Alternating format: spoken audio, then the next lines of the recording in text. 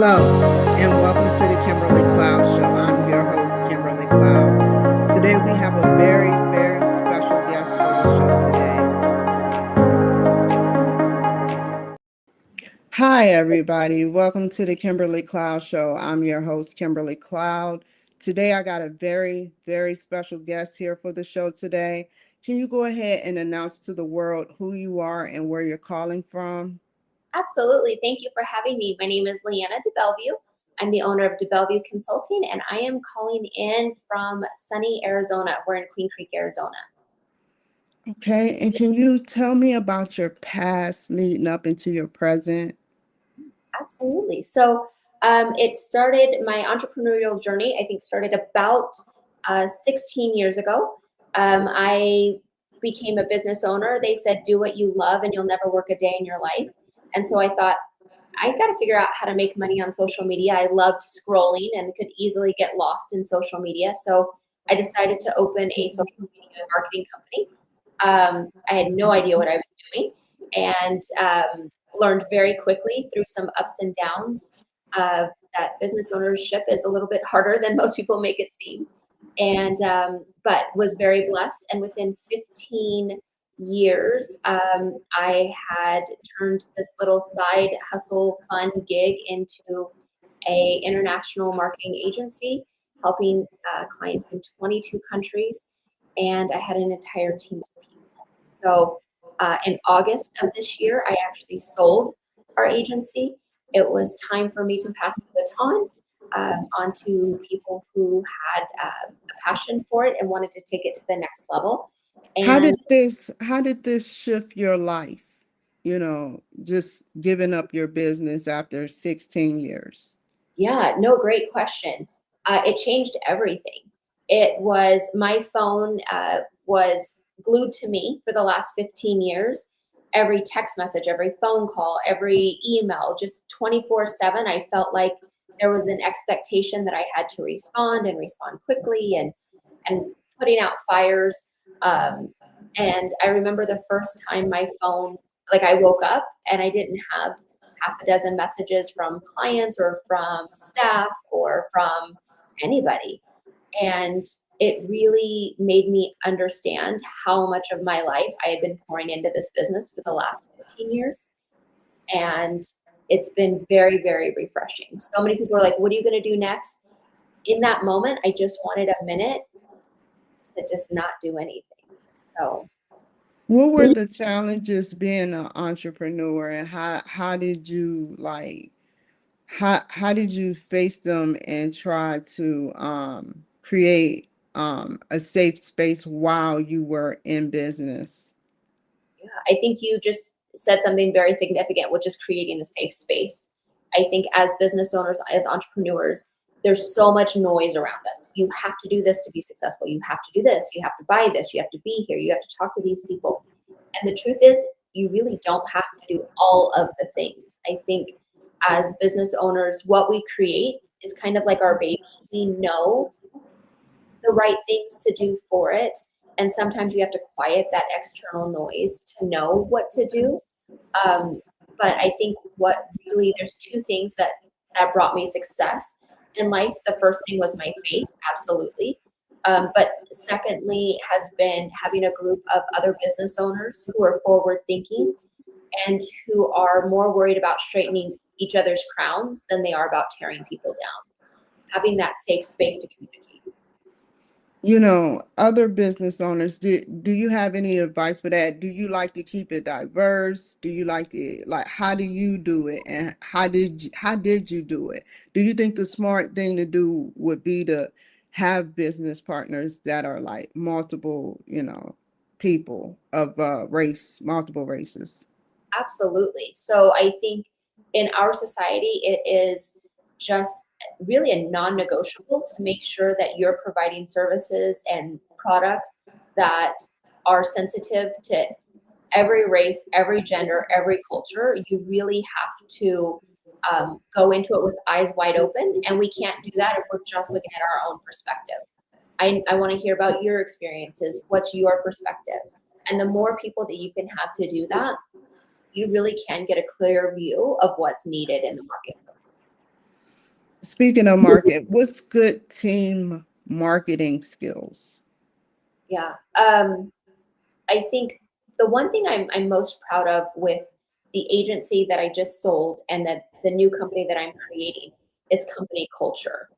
Really making sure that I am empowering those who work for me to be the best version of themselves so that they can present their best self to our clients. I think that that is a key to really ensuring that you are providing a level of service that most people can't find anywhere else. And once how do you feel like your growth has helped put a bond significantly within your faith? Yeah, because looking back on it, there is no way I had zero experience. If I didn't have a strong faith and a belief that I would be guided as well as God would put people in my life that could help me navigate it, I really don't think I would have found success, at least not as quickly as I did, right? On those hard days, you have to have something to lean into when you just really don't want to go on tomorrow. Business ownership is hard. Some days you're having the best day ever. The very next day could be one of the hardest in your business, right? And so to be able to ride that roller coaster, I think if you don't have faith, you have an inner strength that I don't possess. I definitely need to have my faith to lean on. Did your business ever run in a Fortune 500 company, building block or place or company? Um, yeah.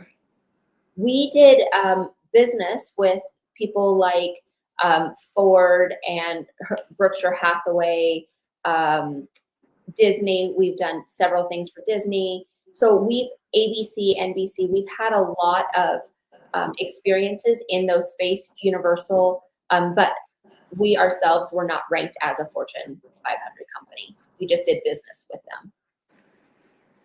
And that's well said. I kind of, I like the fact that you did business with a lot of reputable companies, and you've been around 13 to across 13 countries, right? Can you tell me a little bit about that?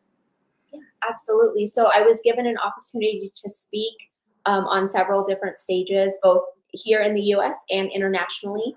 And I talked to people a lot about having the courage to fail. I think we touched on this for just briefly before we came live. And I think that there is a responsibility that successful business owners have to people who are maybe just starting out or might be struggling to be real with the ups and downs of business ownership.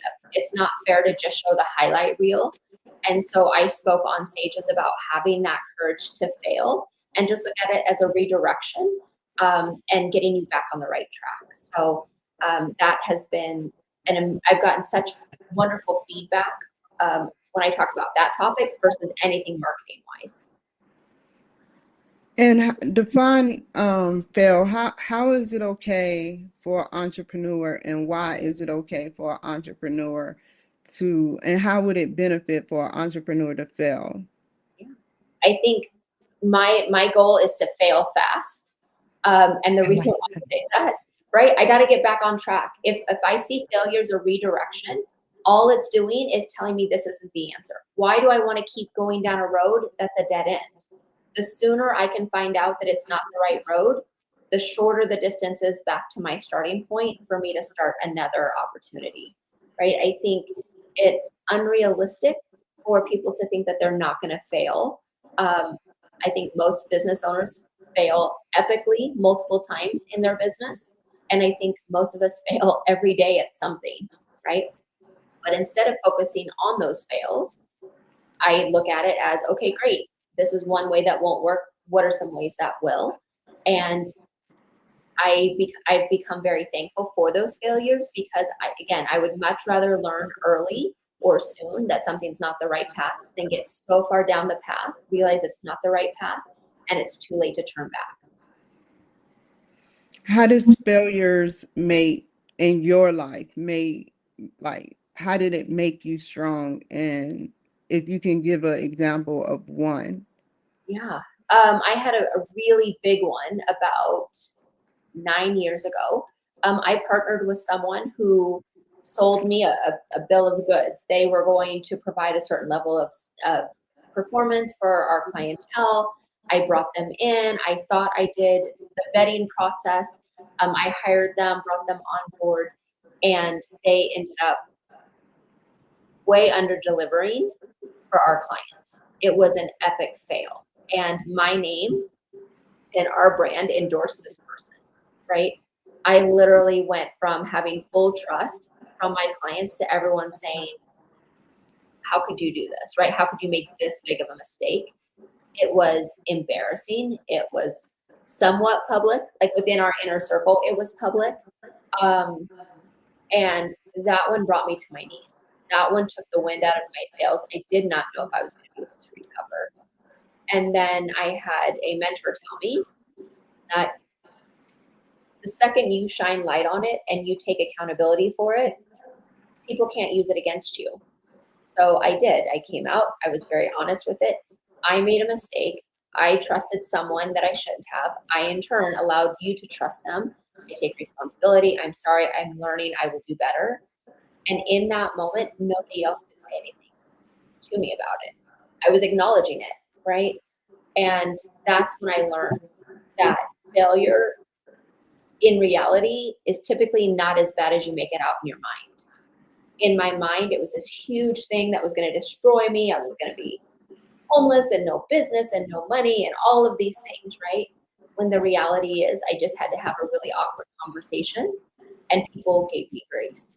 So once I realized that failure, the majority of it was in my head, it became less scary. Well said, Leanna. How does your team building skills like when you had your business, how do you rate your team building skills like low, moderate, high when it deals with shuffling different groups and different employees? How do you rate yourself? Please be high. Honestly, I think that was my only focus. My focus was growing my team in a way that they felt loved, supported, free to make, to make suggestions. Honestly, free to fail. If we try something and it doesn't work, let's try something else. My company culture was my number one priority from day one. Creating a workplace that was diverse, that had inclusion, that I trusted the team that I brought in to be able to do their job. I told them, and I believe I showed them, that I believed the best in them. And because they felt that level of support within the workplace, it all went like, it just benefited everybody. They felt like the best version of themselves, which means they provided a product for our clients that made our clients succeed. The way they communicated with our clients was well received.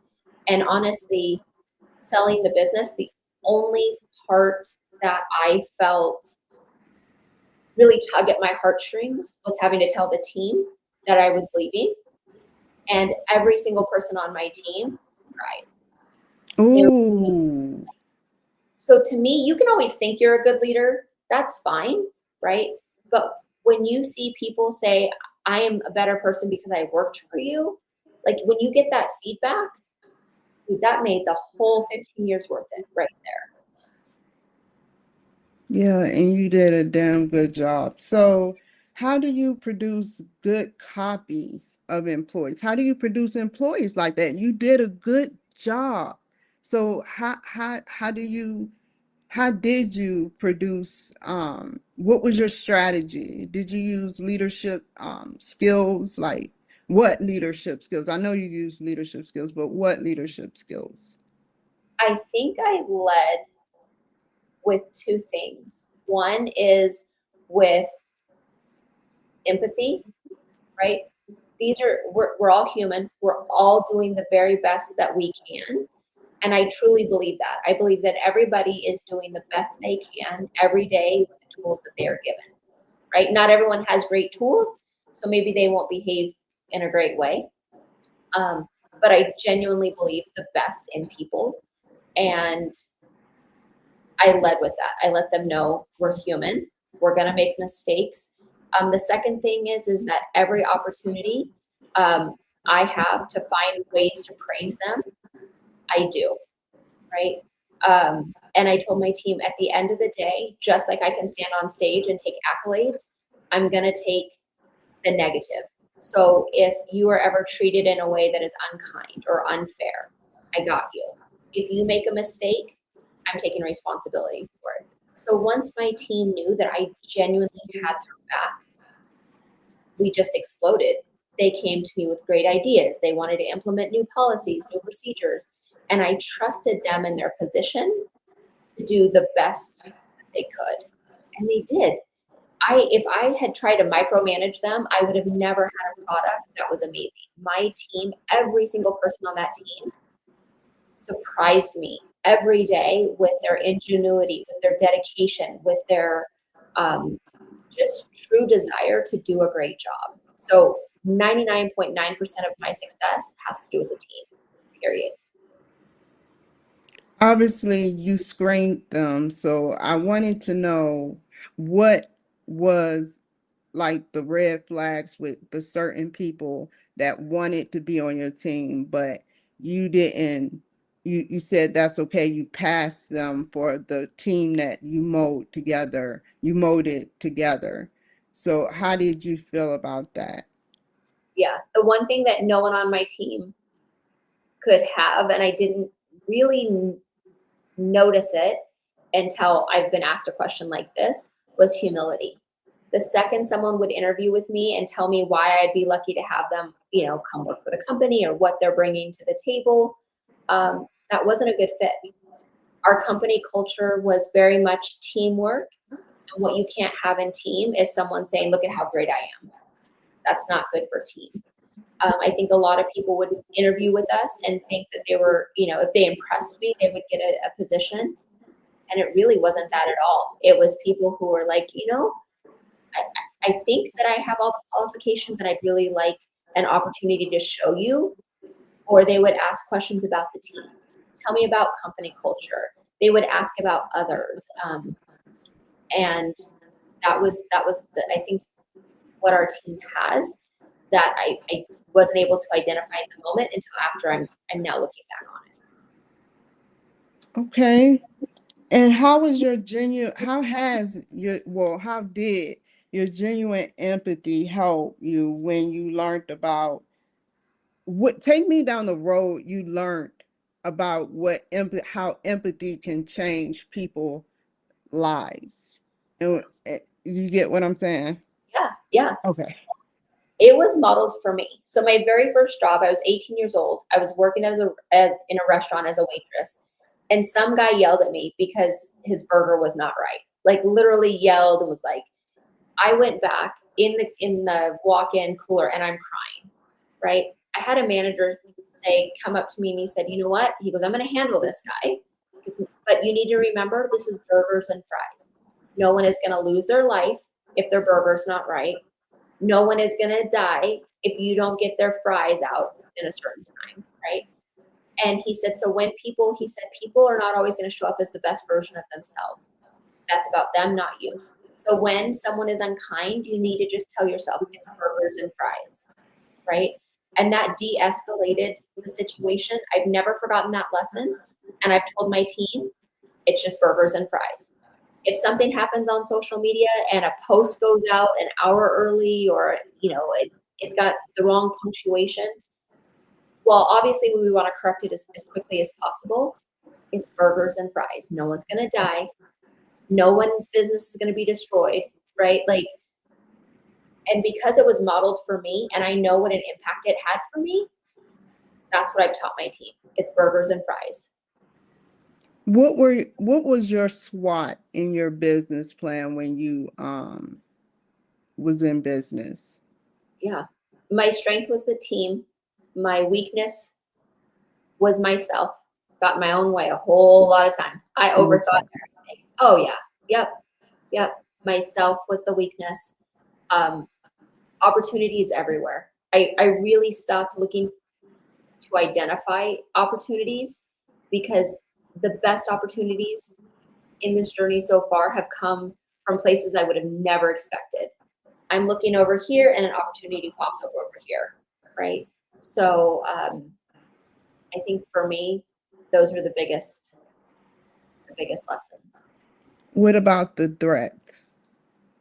The threats, myself, Okay. my mindset, and people who are trying to take advantage of what I built. Understood. Can you tell me more about those people without like use a pseudonym or Yeah, something? I would love to know. And yeah, how did you overcome it? absolutely. It took me a long time to realize that not everyone who's in your corner is cheering for you. So often other business owners would come up and they would be like, "Oh, you're doing great at this, you're doing great at that." And then I'd hear that they were talking about us or they, were questioning some things that we were doing. And I learned to listen to people. How do they talk about others when those people aren't around? Because how they're talking about others is how they're going to talk about me. So that was that changed the trajectory of our business as well, is realizing that the threats are oftentimes business owners who are afraid to grow. They're afraid to take the leaps of faith that you did. They're not building. And so instead of focusing on growing themselves, they're looking to attack others. And most of the time, I would say a majority of the time, people will do it with a smile on their face. That's sad, and that's true. How do you feel like people like, speaking of this, how do you feel like people like Mark Zuckerberg or Elon Musk? Do you feel like that is why they downsize companies a little bit, back and forth, on and off, like the stock markets? I think when you get to their level, you have such a different level of responsibility. It's not only to your team or to your customers, it's now to anyone that holds a stock, right? So I don't even know. I think that they do things that are strategic and are really not driven off feelings, right? They make business decisions, not personal decisions. If the best thing that's for their business is for them to lay off 15,000 people the day before Christmas, they're going to lay off 15,000 people the day before Christmas, right? Because at the end, the short term pain will result in long term gain. Um, I don't think I have what it takes to ever be at that level because I don't think I can ever take the humanity out of my business, right? Which is probably why they have billions and I don't. But I'm also okay with that, right? Yeah. Yeah, understood. I would be okay with, anything. So, but how do you feel like life has changed since? Do you get lonely? Do you feel like you want to go back to, your business? I thought I would, and a lot of people thought that I would. But no, that chapter, I feel like I got to write the final chapter. I was in control of it. I'm the one that put our business up for market. I made, between my husband, obviously, we consulted with each other, but I got to write the ending of that chapter the way that I wanted it to be. And I think if I had lost the business because of AI or clients just fell off or whatever the reason is, and I wasn't able to go out on my terms, I think I definitely would. But now that I'm starting this next phase of business, which is actually having conversations with business owners to help them feel empowered to make those growth changes, it's been more fulfilling. So I'm not lonely. I'm not, in fact, I'm just really enjoying this level of peace that I'm having. Well said. And where are you going in the future, like with everything? Yeah. I want to Um, know about your future. Thank you. I started a consulting business to help business owners get out of their own way. We are the bottleneck. We are the reason why things don't move forward a lot of the time. And just having my goal is to create a safe space for people to be able to have those conversations. Here's what's not working, and I'm not quite sure why it's not working, or here's where I am, and I'm not quite sure how to get to that next level, because you can't share your struggles with everyone. Like I said, not everyone is in your corner. So creating a safe space where they can brainstorm and come up with a solution without being guarded, is what the next phase is for me. And in that, I know the impact is so much more potentially than even with what I built with the business. With the agency, I just impacted one business, my own, right? Now, if I'm helping other business and other business owners, I'm helping hundreds or thousands of businesses grow and get to that next level. How did people try to attack your weaknesses and threats, and how did you learn and turn into Leanne Bellevue 2.0? How did you learn and put a filter on their, you know, tormenting? Whew. People come at you again from the most, I mean, all over, right? Um, I don't know if I figured out how to not care yet, but I have a supportive family. I have a supportive husband. I have supportive friends that when I hear it, they come at me. They speak truth to me, right? This is what's being said, but here's what we know to be true, right? And they make me fact check that for myself. But I am very much human. I do care. I want everyone to like me. I want to, I want to only experience love and great things, right? So it does still hurt when I read. A lot of times I don't read comments. And when someone comes at me with a rumor, before I even hear the rumor, when they say, "Oh, did you hear what so and so said?" I always say, "Wait, why did they feel comfortable coming to you with this kind of information?" Right? Yeah, yeah. Because people who are in my inner circle, they know not to say anything to them about me because they know that that's not going to go over well, right? And they know it's going to come back to you. Exactly. Exactly. So if if you have the answer to that, I would love to hear it. If you have a guest one day who has an answer, please share it with me because I think that that's the one thing I think I'm always going to struggle with is, I always want people to see that my intention is just to help and that um, I try very hard not to talk about people. I don't want them talking about me, right? So, Especially in a negative way, you yeah, know. Um, it's hard. Why do we have to do that to each other? yeah, Yeah. I'm glad that you're saying this. Thank you. Yeah, and if you had to give any form of advice before we end, what form of advice would you give to more advice would you give to an entrepreneur that want to be in your shoes? If you want to grow and you want to get to the next level, focus on yourself, being the best version of yourself. Because how you show up for one thing is how you're going to show up for everything. If we get our minds right, we get our focus right, everything else just falls in place. We get so stuck in the how, it's not always about the how. Are we showing up as the best version of ourselves? Are we trying to always grow? Because if you're not growing, you're dying. And I am not ready to die yet, right? Keep growing. And well said. And how can the people reach you, Leanna?